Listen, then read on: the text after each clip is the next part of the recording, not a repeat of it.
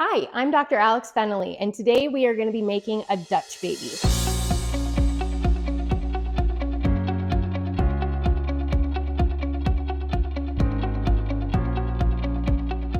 So I had no idea a few years back what a Dutch baby was, and my sister was the one that introduced it to me. So we were about to go for a boat ride, and we were picking her up, and she's like, hold on, I got about 10 more minutes. I have my Dutch baby in the oven. And I thought, what on earth is she making now?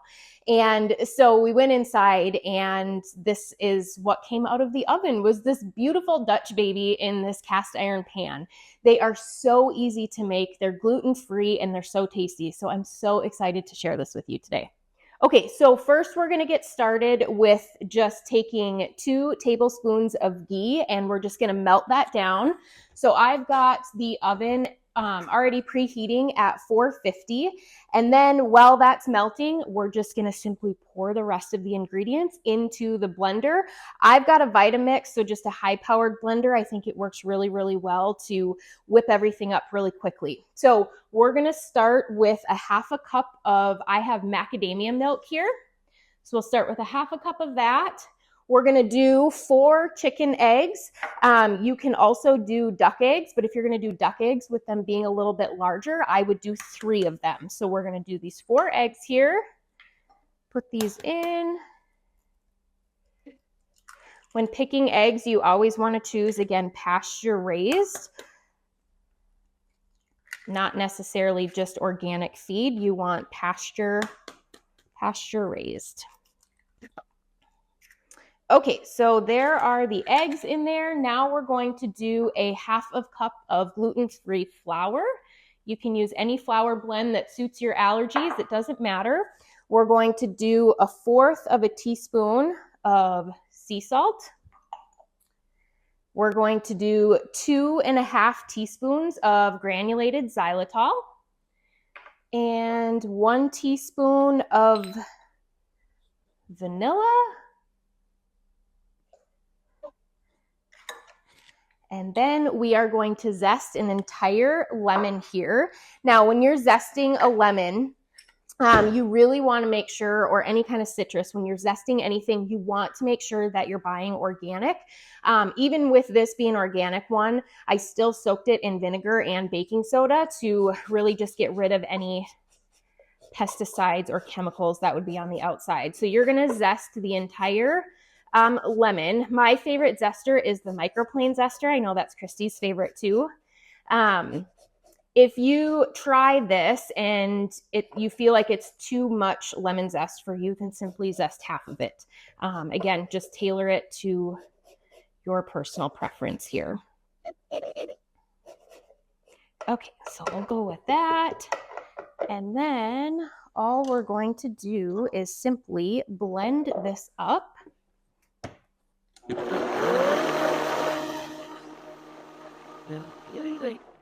Okay, and now I'm going to add in the melted butter, or melted ghee rather. You can use butter too.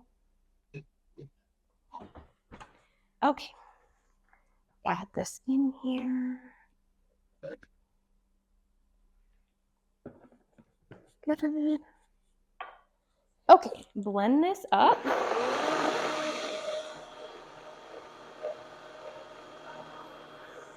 Okay, we're going to let that sit for a minute, and I'm going to grab 2 more tablespoons of ghee and just put them into my seasoned cast iron pan here.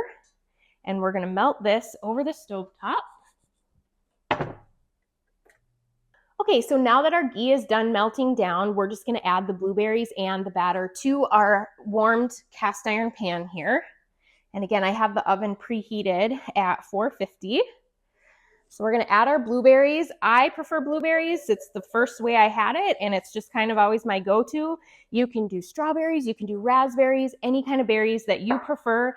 You can mix and match if you wanted to. Again, just according to your food allergies, whatever works best. Right. Give that a little shake there, and then all you're going to do is simply pour in the batter. It truly is as simple as this. You can do mini Dutch babies too if you wanted to in the small cast iron pans. You can make these over a campfire using a cast iron Dutch oven if you want to. Very simple. Okay, so now I'm going to spread this. Just spread this around here. Nice and evenly, coating all those blueberries. And then we're going to put this in the oven for about 15 minutes, and you're going to see it kind of puff up a little bit and get nice and golden brown. Okay.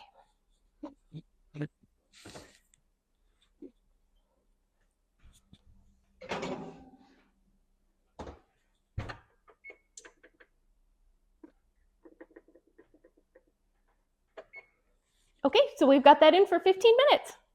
Okay, so now that we have our Dutch baby out of the oven, what I personally like to do is sprinkle some fresh blueberries on top, and then you'll kind of cut this into a pie shape. That's typically how we serve it.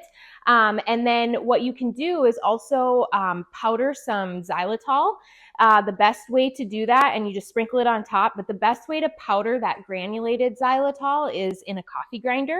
You can use a blender as well, but I think it's easier in a smaller little vessel there. So I use my coffee grinder, and then what you do, like I said, you can sprinkle some fresh fruit on top.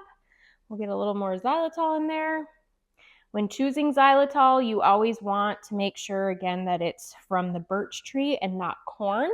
And then sprinkle it with some maple syrup.